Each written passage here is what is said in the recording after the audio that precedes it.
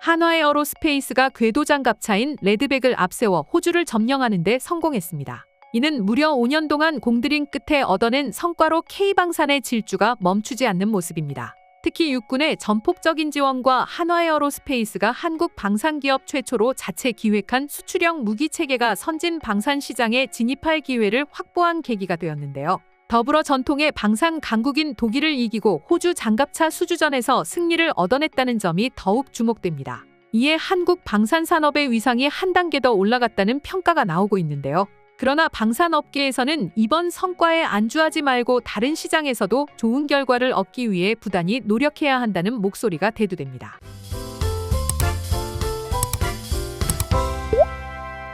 한화에어로스페이스는 미래형 궤도 장갑차인 레드백을 앞세워 호주 정부의 보병 전투 차량 도입 사업의 우선 협상 대상자가 되었습니다. 이번 사업은 호주군이 1960년대에 도입한 미국제 에밀13 장갑차를 교체하기 위한 사업인데요. 최종 계약이 체결되면 호주군은 2027년 하반기부터 레드백 129대를 순차적으로 배치하게 됩니다. 계약 규모만 무려 약 5조 원에 달해 한국의 새로운 수출 먹거리로도 자리 잡는 모습입니다. 당초 이번 도입 사업에는 글로벌 선진 방산 기업인 미국 제너럴 다이내믹스의 에이젝스와 영국 BAE 시스템스의 CV90 독일 라인메탈사의 링스가 레드백과 경쟁했는데요. 이후 2019년 9월에 레드백과 링스 두 개 기종이 최종 후보에 올랐고 치열한 경쟁을 펼친 끝에 한화의 레드백이 최종 승자가 되었습니다. 독일의 경우 정부가 호주 장갑차 사업에서 라인메탈을 적극 지원하며 한화를 벼랑 끝으로 내몰기도 했습니다. 호주 장갑차 우선 협상 대상자가 발표되기 전 독일은 호주와의 방산 협력을 공고히 하며 라인메탈의 입지를 급격히 끌어올렸는데요.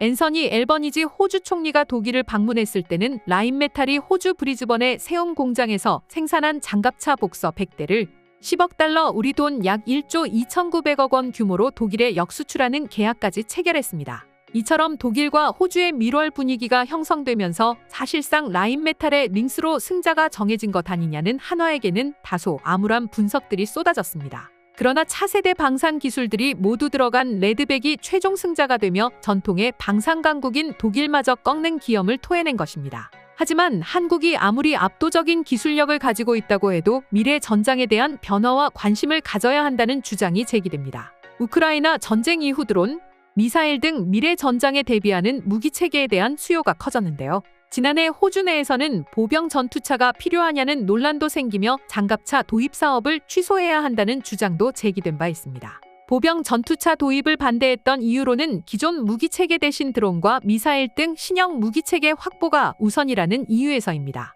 실제로 호주 정부의 오랜 논쟁 끝에 당초 450대 규모였던 계약 규모는 129대로 대폭 축소되기도 했는데요.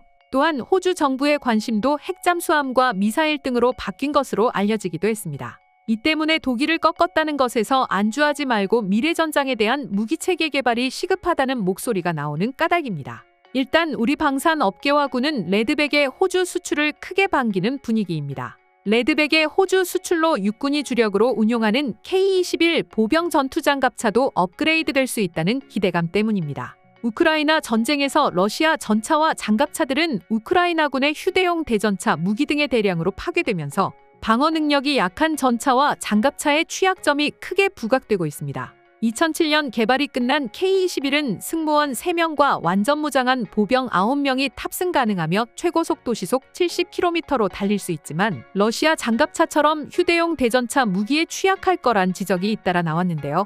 이에 우리 군도 유사시 러시아처럼 피해를 입지 않기 위해서는 K-21의 성능 향상이 시급하다는 목소리가 대두되었습니다. 그리고 대안은 바로 한화의 레드백입니다. 레드백은 30mm 기관포 이외에도 대전차 미사일과 12.7mm, 7.62mm 기관총 등으로 중무장하고 있는데요. 특히 강력한 장갑과 적대 전차 미사일과 로켓을 직접 요격하는 능동방어 시스템인 아이언 피스트 등을 갖춰 방어 능력이 뛰어나다는 평가를 받고 있습니다. 이에 까다롭기로 소문난 호주가 차세대 장갑차로 레드백을 선정한 만큼 우리 군도 빠르게 레드백을 도입해야 한다는 주장이 제기됩니다. 그러나 문제는 가격입니다. 레드백의 대당 가격은 무려 100억 원 이상으로 알려져 육군이 도입하기를 꺼려하는 것으로 알려졌는데요. 다만 현재 우리 군이 시범 운용 중에 있어 육군의 레드백 도입의 불씨가 꺼진 것은 아닙니다.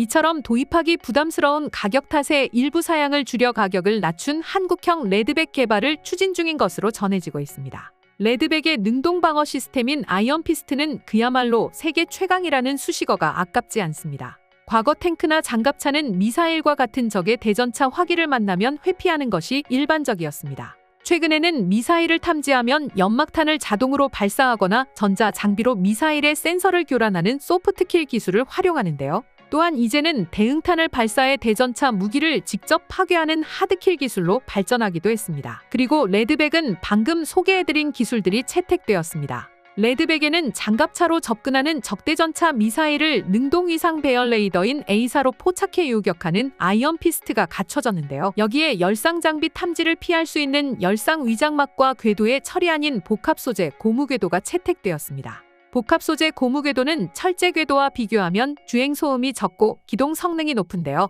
게다가 내구성도 향상되고 철제 궤도보다 50% 이상 가볍기 때문에 연료를 아낄 수 있다는 장점도 있습니다. 레드백에 주목해야 하는 이유는 또 있습니다. 당초부터 수출을 위해 개발된 무기라는 점 때문인데요. 그동안 한국 무기는 한반도 지형과 기후에 적합하게 제작해이는 수출 무기로서의 한계로 지적받아왔습니다. 이에 우수한 방산 기술을 가지고서도 더 많은 무기를 수출하지 못하는 단점이 존재했죠. 또한 수출용 무기가 세계 시장에서 성공하려면 글로벌 고객의 요구에 맞춰 신속하게 장비와 부품 체계를 통합하는 기술이 필수적인데요. 그런데 레드백이 이를 인정받으면서 K방산의 새로운 주력으로 장갑차가 떠오르고 있는 것입니다. 더불어 지상무기 분야에서 인정받는 독일의 라인메탈을 꺾었다는 것은 향후 수출 시장에서 긍정적 요소가 될 전망입니다. 낭보는 또 있습니다. 우리 군의 주력 보병 전투 차량인 K21이 진화한 개량형인 차세대 보병 전투 장갑차 개발에 착수했다는 것인데요.